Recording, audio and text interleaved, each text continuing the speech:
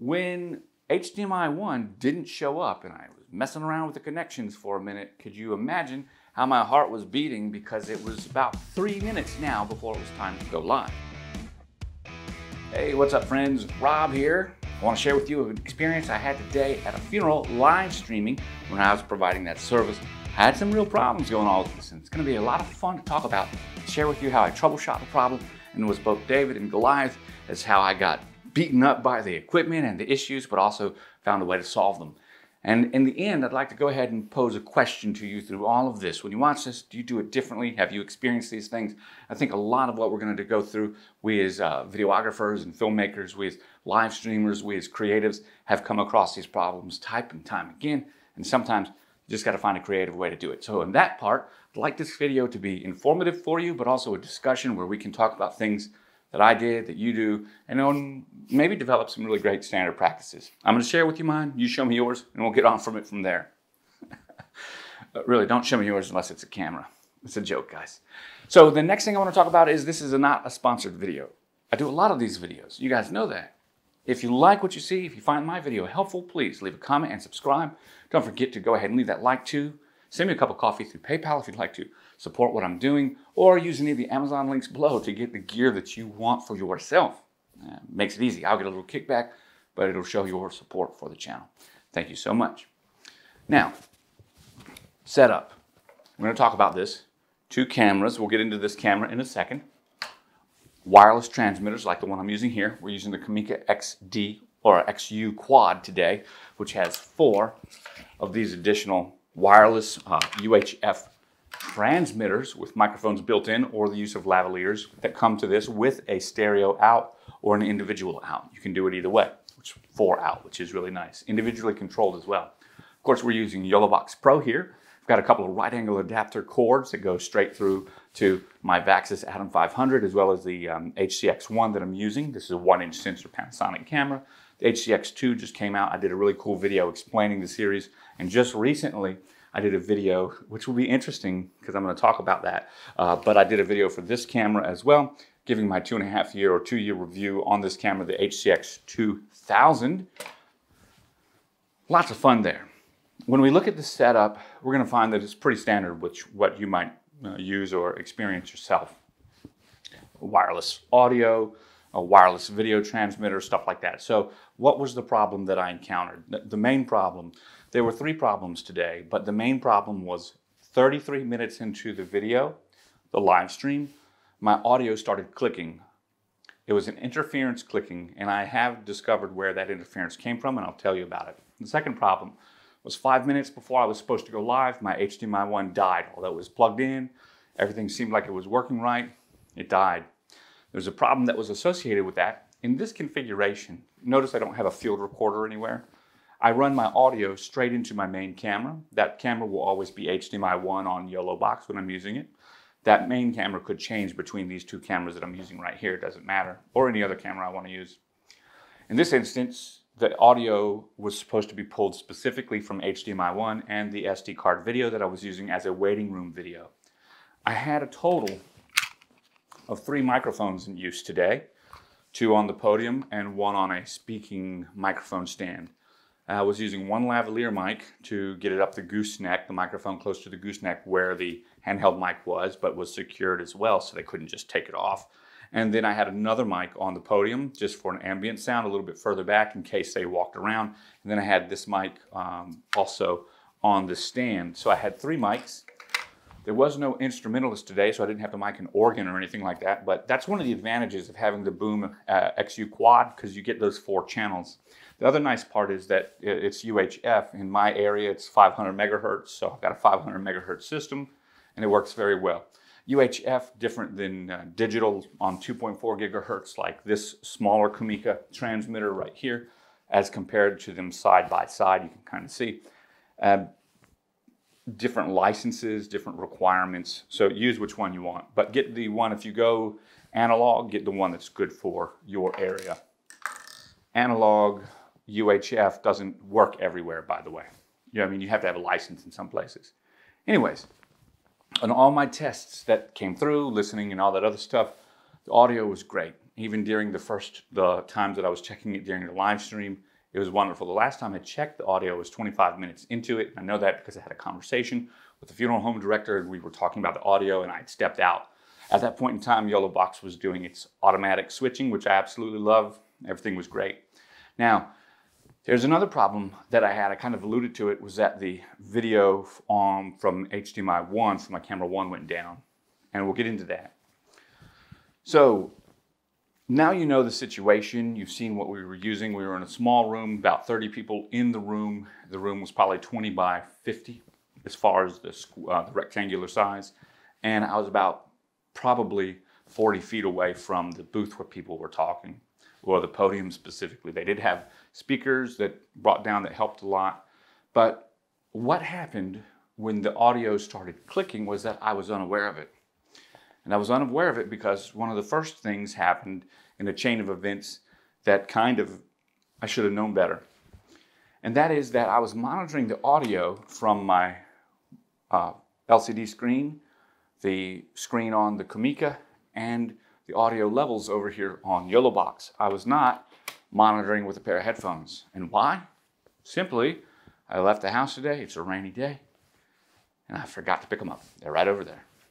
That's it. So all my stuff that was laid out the night before, the headphones didn't make it in the bag, they made it on the bag, and they did not make it out the door. That's okay. That's happened to me in the past from time to time. I usually keep an extra set of headphones or something like that somewhere in the car or in the truck or whatever. It just worked out that they weren't there. In any event, most audio guys will tell you, if you don't have headphones, you can still monitor using your levels. I mean, that's what the levels are there for. And the levels were telling me that I was getting good sound. I did monitor the last time on my iPhone, or actually my Galaxy Fold, at 25 minutes into the live stream checking, and the audio was great. I had checked it several times up to that point, and it was good to go. But when I got back to my house and I was reviewing the live stream, I realized there was a click, a noticeable click, and the click in the audio started at 33 minutes into the stream. And I knew immediately what had happened at that point. You see, the click was one that sounded like interference, and the interference that you get when you have too many cables, like RF interference, and it was also interference that you get when you have an audio source that might have a loose ground or something like that. If you've ever had an XLR with a loose ground, you'll know. This was not an XLR issue. But at 33 minutes, I did something very normal, anything you might do. But I did something I had not ever done with this. While streaming, I had plugged it in to charge it. It didn't need to be charged, but I was watching, and the way that this event sounded like it was going to go, people were talking and talking and talking. At 30 minutes into it, we'd only gotten past 2 people to speak out of like 8, and I thought to myself, goodness, this might go on for several hours. So, and it could have. The director said it may go on for a couple hours, it might just go on for an hour, 1 hour. It ended up being 1 hour. So I thought to myself, I'll go ahead and plug this in. Now I know what time that was because I checked yolobox Pro to see if it needed to be charged. And it didn't. It was at like 87% after the first 30 minutes or so.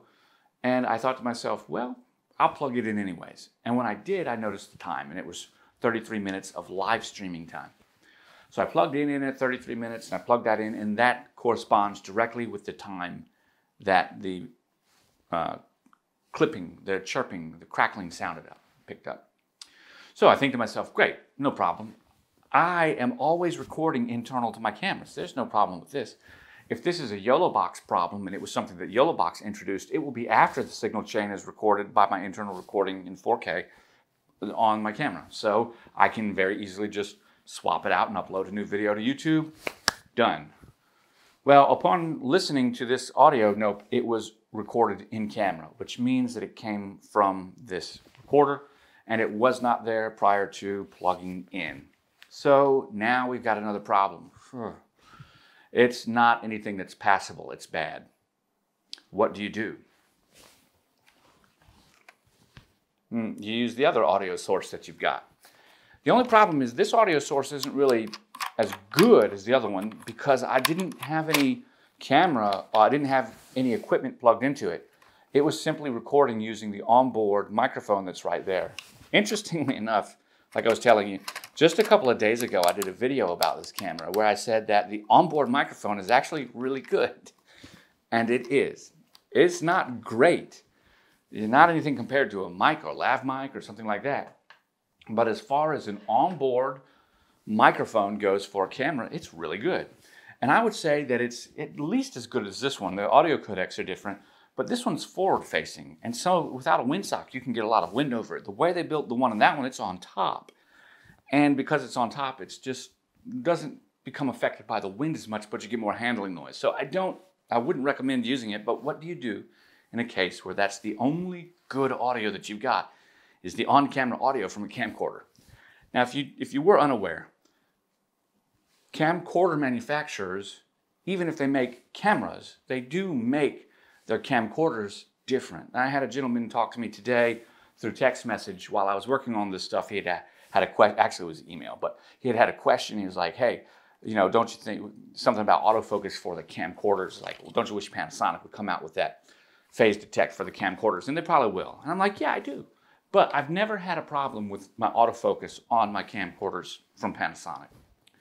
It's because they process things different. So although it seems like it would be the same, they don't use the same engines. They don't even have the same teams that work on them, different teams, and they're optimized differently.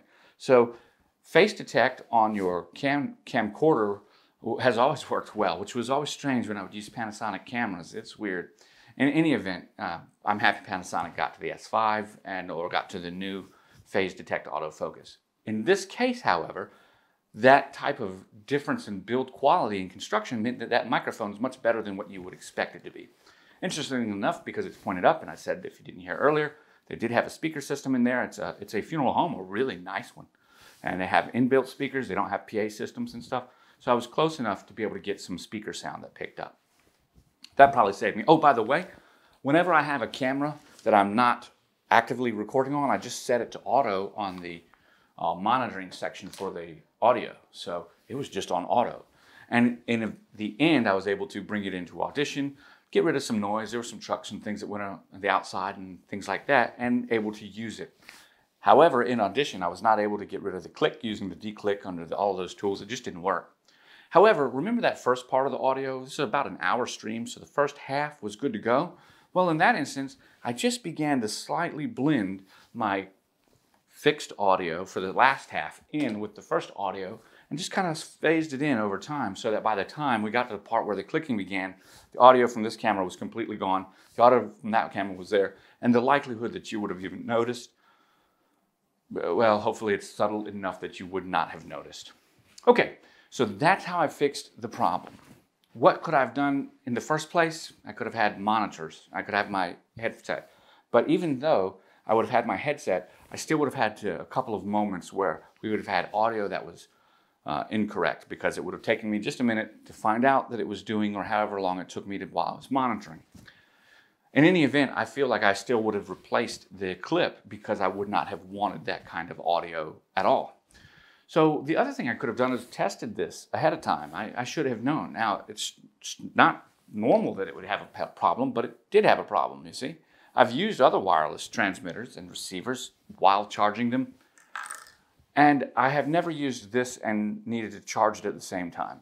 But I had expected it to act the same way, and maybe I'll put up a video later or a comment if I can identify that this is a known issue. But I don't think that it will be one of those. Let's move over to the next part real quick. The next part of this happens to be with yolobox. Remember, I told you HDMI 1 was gone, right? Now, this is the part I think that most people will have a lot of understanding about. You've probably experienced this, especially if you're new to live streaming.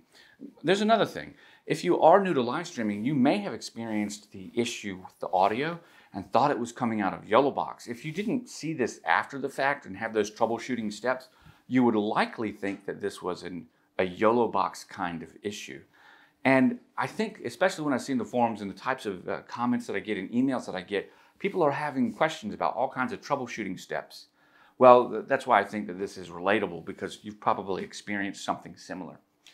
In this instance, the problem 5 minutes before I was supposed to go live. So at 11:50, I'm going live at 11:55 a.m. At 11:50, I've got all my stuff queued up. I've got my local SD card video, which is my waiting room that I'm going to go live with. It's got music and the decedent's name. And then I'm going to switch over to my camera 1 and camera 2 and begin switching off using auto switching from yolobox. Great feature. I absolutely love that. Makes my job a lot easier. But there was another problem. I always run my main audio in through my camera into yolobox when I'm not using a field recorder. You know, you don't see a field recorder in this setup, and that's because it didn't really require one. And had I even had a field recorder, it wouldn't have mattered because the clicking was captured from the device because it was charging, because it had a loose ground, because it caused interference. Just the electrical current going through that wire may have been enough to cause it. It's not shielded properly. Maybe one of those things happened. Who knows? In any event, adding a recorder to this signal chain after this input would not have changed anything. It would have been just the same as it was. So that wouldn't have helped. But in this instance, what made that even worse was because I have my audio running through my main audio, running through my camera, in the audio panel on yolobox, I tell it to turn off audio follows video and everything except for the input that I'm using. In this case, I only wanted to use HDMI input number 1, and I only wanted to use the SD card video because it was a looped video and it had music on it, right? So I wanted the music to play while this was looping. So when HDMI 1 didn't show up and I was messing around with the connections for a minute, could you imagine how my heart was beating because it was about 3 minutes now before it was time to go live? Well, I had two choices: reset yolobox or continue messing with the equipment, or simply not use this camera and just transition directly to my other camera. And I could do that because I had a wireless signal going on here.